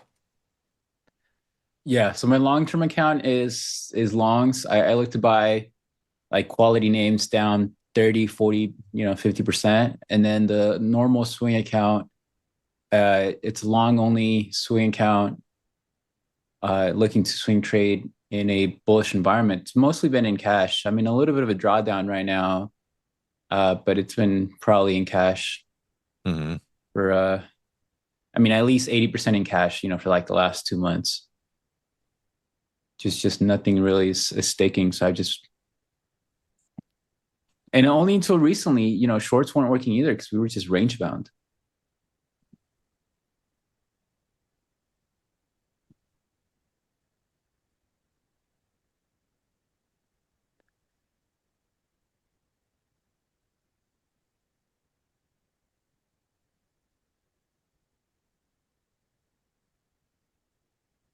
You also don't need to short. Once, the good environment comes back, you can make 10, 15% in a month, no problem. Just buy the leaders, focus on those sectors. Yeah. 30, 40, 50% in a year. I mean, I've made that, you can make that, no problem. Chris, it ain't like Candy Crush, man. Does take a little bit of you're like, oh, no problem. With 40% returns annualized. Piece of cake. Which hedge fund last year had 40% returns? Because I know it's a total of 0. No, really? Yeah. Well, also, they're trading large volume. Like, well, I know. I'm just saying, like, if it was so easy, everybody would be doing it. It's hard. But trading is hard in general. But if you have a $25,000 to $1 million account and you go on, I'm not recommending it, but a lot of big traders, like on the swing trading side, if you guys know them, but he is. They use margin to capture bigger growth. It all comes to position sizing. If you're risking 1% of your account in a trade, and your spread between the entry and the stop is so small, you can have 100% of your account in it, right? So it's just risk management through a percentage-based approach. And that's how you're 150, 200% invested. And if you're in leading names, you're in the, Palantir like last year or other names, Hood, and it goes up 30%, 40% in a month, well, you have a 40% position size. What growth is that in a month, right?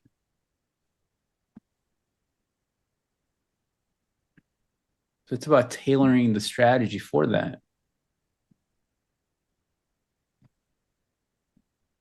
You won't get there if your position size is 3 or 5% per trade. Like you need to have 20, 30%. So Chris is saying, just for clarity, what the way to make 50% is just wait for Amazon or Tesla to have a big red down day and just full port it along. Not saying that at all. NFA. Hey, chat, listen, bro. And nothing you hear right now is financial advice. Full port Fridays. In fact, this stream might get deleted. Don't buy. Nothing wrong with a little fun. Let's not act like we have a what on our seat. What? What do we know? A stick.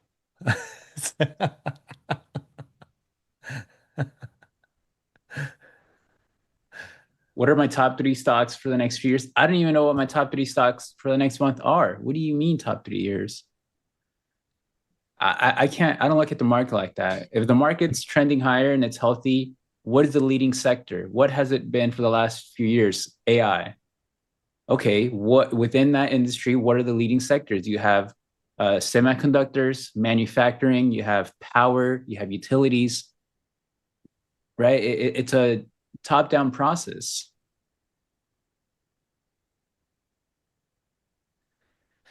Data centers, yeah, they were big. VRT, right? VRT is still strong. You have memory. Micron the biggest was huge. Name that I'm excited about is when Kraken goes IPO. I'm excited for that. And then also, what are some other IPOs that you have your eyes on, Chris? Musk's company. You want to smell my musk? I'm good. SpaceX, yeah. There's so much hype around that. Like another guys, new low. RKLB, Rocket Lab, huge growth in the last year. That's what I'm talking about. Leaders, you capture one of those with, you know, really good sizing. Full port. You capture it with a full port. No, it's all about managing risk, guys. You got to manage your risk. Okay. You can't listen, full port, but manage risk. You know, don't risk more than 0.5% per trade in swing trading. You don't need to. You find a good spot. You find a day trading entry into a swing trade. You can risk 0.5% of your stock, and because of that, your size is going to be big.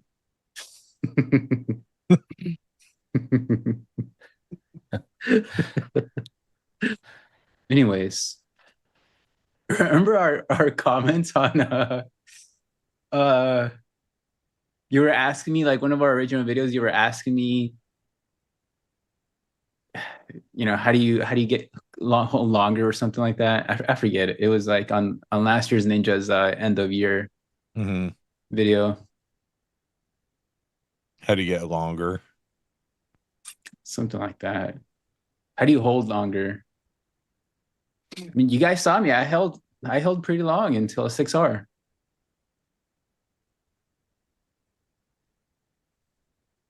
Right now, it's not the market to be aggressive in swing trading, guys. It's not.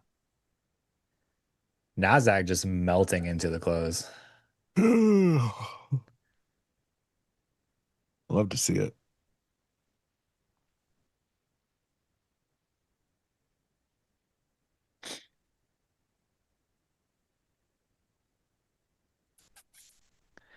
Wonder if been like at 20R, guys.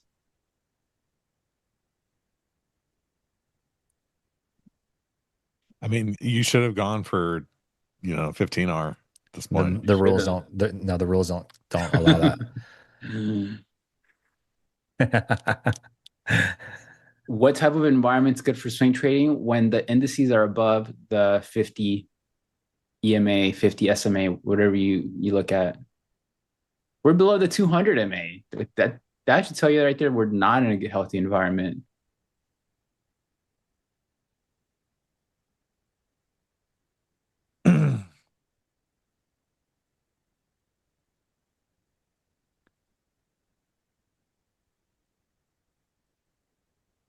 Man, this thing just keeps on going.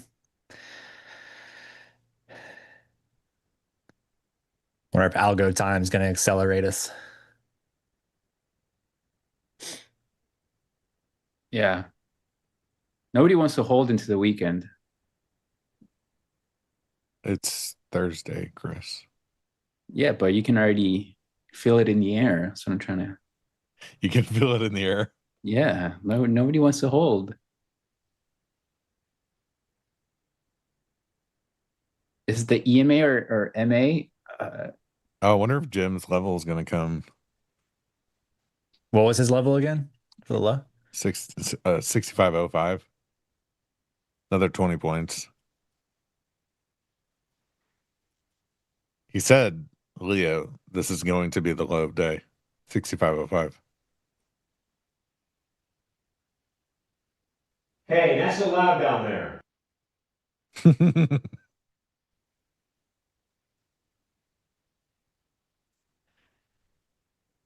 65.05. Good.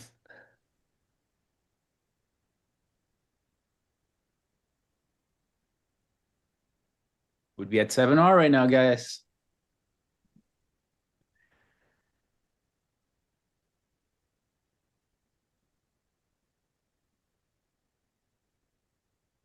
What will the indices do tomorrow? Go up and down, sideways, circles.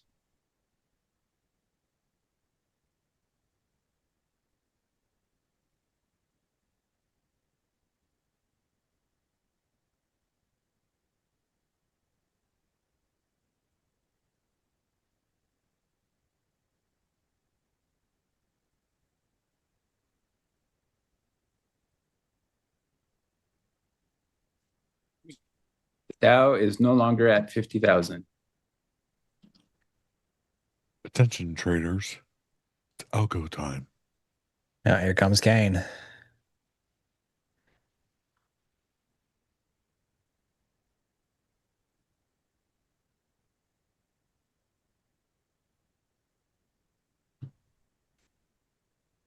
See if they push lower. 30 seconds.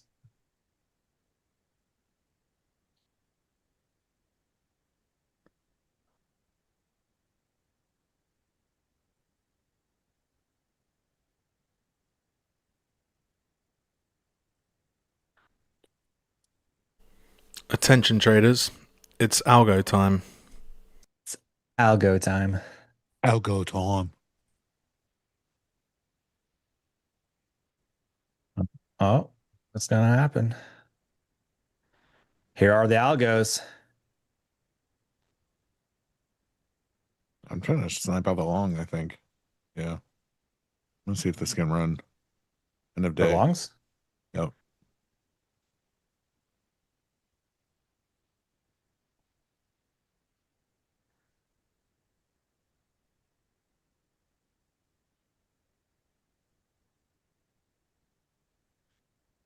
Get a final 10-minute pump.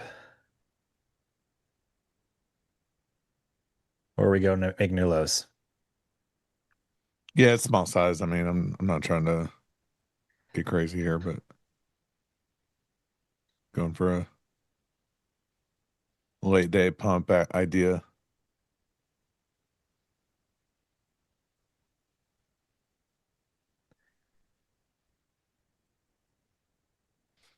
I don't know if I'll be able to hold for 7R because it may not, get that many R.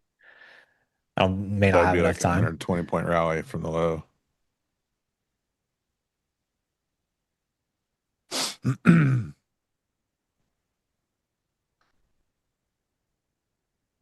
Maybe next time. Chris, I haven't been stopped out yet. What do you mean maybe next time? Oh, you're still in your short. No, I'm long. Oh, you're long now. Wait, why'd you close the short? Are you even listening to the stream, brother?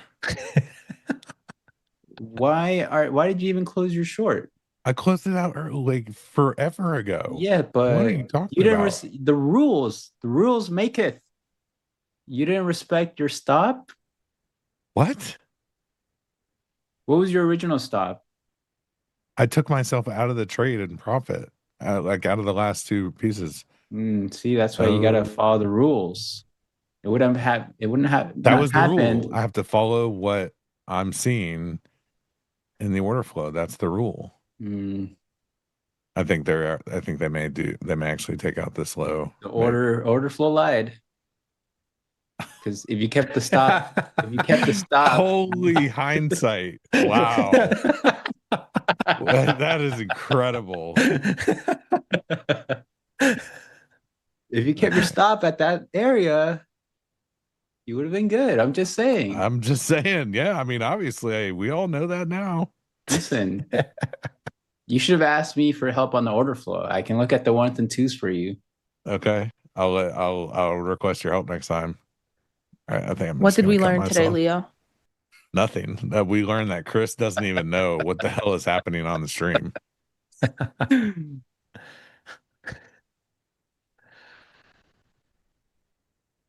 And new low.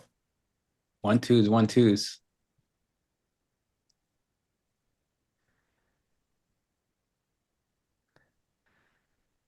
I mean, Chris, you could have been like 8R right now. I know. Could have been at stupid rules kept you from making 8R. I know. I got to change my rules now. I could be at Jim's Island with this 8R trade. Whereas ES is a bit of a divergence here, and we made a new low in NQ, but not ES. Does not look like. Maybe we did. Oh, are you a SMT connoisseur? No, I was just noticing, and since you talk about it,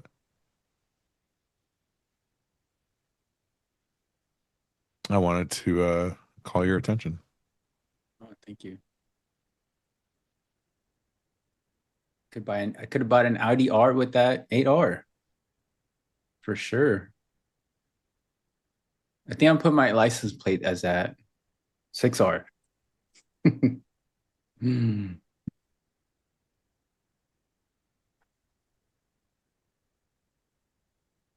don't know. I think you should go like 7R.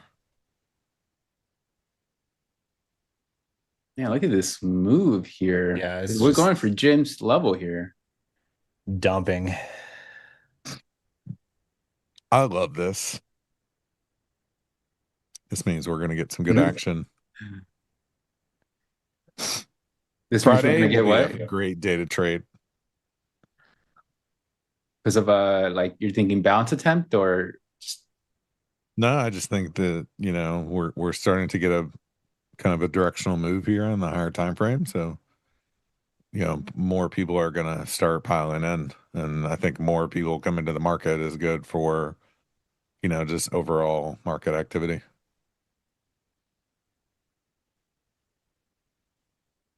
and people It creates a better trading environment, I'll say.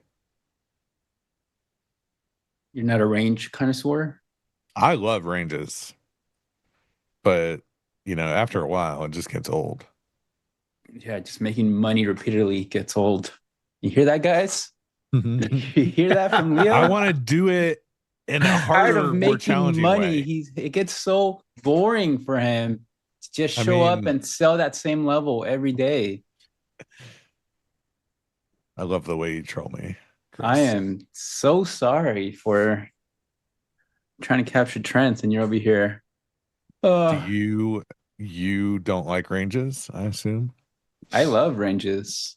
Oh, you love ranges and trend. You're a trends. buy trader. Oh man. Swing for both sides of the team. I am a connoisseur of both sides.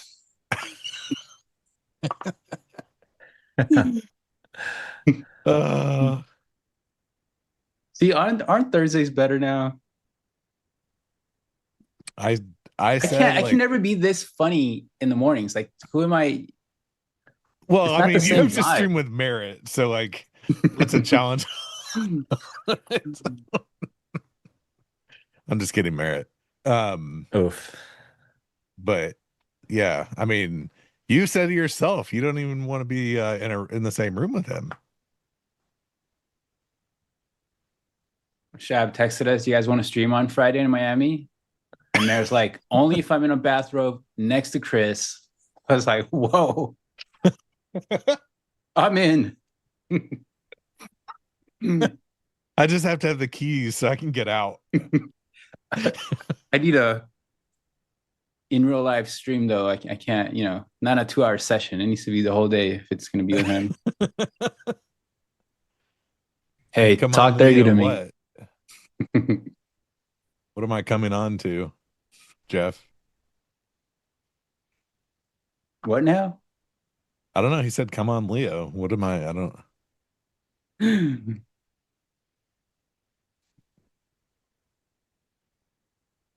All three with hats give you an edge. They do. That is some sauce right there.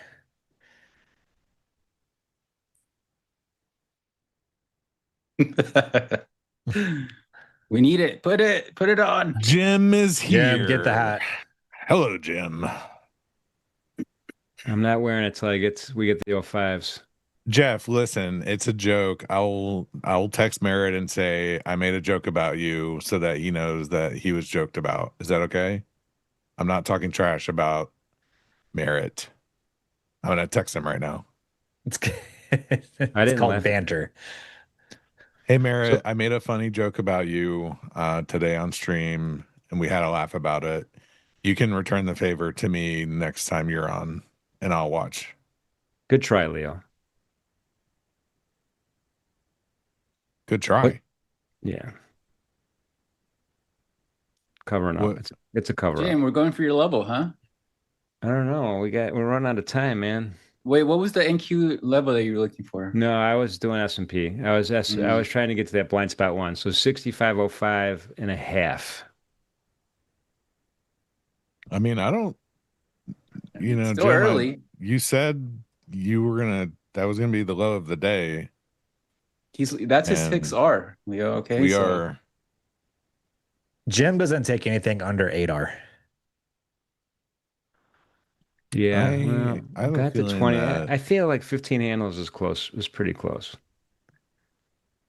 Oh no, Jim, you can't be a proper furu unless you get it to the tick. Well, I mean, considering how far IB high was at Nobody, yeah, but Jim, 66.21. I nobody got says, oh, 90% well, you right. know, it was within 20 points. We almost hit that level. Nobody says we almost hit it. Leo, you made 90,000 instead of 100,000 on this call. So come on. And we do have another hour, actually, technically. Here we go. There it is. Wow, what a disastrous day this was. Whoa. Into the ground. Tracy just sent me a note. We just hit the 23.6 retracement from 2025 low to the highest. 2006 high, yeah. Oof. We're still red, baby. In any event, wow, what a day. What's this about the robe now? You guys are going to be in the robe in the room? Yeah, I mean, you have to make it a reality now, Chris. Well, we can get so Anthony's going to be the producer Anthony is going to be with us. Height is going to be with us with the camera. We could film this in your room. Stream it as a separate stream. We're streaming something in the room? Well, I thought you and XYZ were going to be in your robes. No, it's going to be Merritt and I. Oh, you and Merritt in the robes. Wait, so you're saying 4 guys, 4 robes, 1 camera? Yeah, I'm not going to go in that room. I would be uncomfortable. My masculinity would be threatened. Freaking turkeys. In any event, well, good job. Congratulations on being green today, you guys. Let's give these it guys was overall a good day. We took some banger trades this morning and then got a little scalp off this afternoon. And Chris got his full 6R. Don't want to give you too much credit there, Chris. I got it. I mean, Chris, if you just broke a little bit of rules, you could add 8, but whatever, you know. Yo, Mom, I'm trying not to laugh at that. Anyway, let's give these guys a spectacular round of applause. Oh my God. Another great day. I appreciate you guys for sure. Tomorrow it is Capital Preservation Friday, also known as Ferragamo Friday. We're starting it off with Mishai and Blake Morrow. First thing in the morning, the Pipsar is going to be with us. Then Pax is going to be with us as well. Fan favorite and a favorite of mine for sure. Then Chris is coming back. He's not going to be as funny because it's going to be in the morning, but Chris is coming back with XYZ to trade the open, and they will be joined by Lumi and Stowe a little bit later on in the morning. So I'm going to finish strong tomorrow. There should be some stuff happening tomorrow, especially after today's risk off day. We'll see. Maybe risk back on tomorrow. Who knows? In any event, appreciate everybody being here at NinjaTrader Live. Appreciate everybody whose interest in the Miami event. If you didn't know, I'll just do one last time. I'll let everybody know we are giving away on Monday a free VIP trip to Miami to meet, not only to be with the bigger group, but also to be with the smaller group, which is going to include a lot of the NinjaTrader Live streaming folks and the contributors. Almost all the contributors are coming except for Leo and Kane, but that's okay. We won't talk about that. We're making a movie, Jim. Whoa, hey. I thought we were making the movie. Yeah, well, those 4 guys are. Don't worry about it, Chris. Yeah, but anyway, that link is in there. It's Anthony's going to fly in. It's going to be a lot of fun, and also check your emails for folks who've already filled out request for information about the Miami meetup. You might have something in your email, so check your spam filters. All right, having said all that, we are done here, guys. Appreciate you as usual. Remember, most important message of the day: please be safe out there and be good to each other. See you tomorrow. See you, Josh. Everybody. Jim. See you, chat. Bye.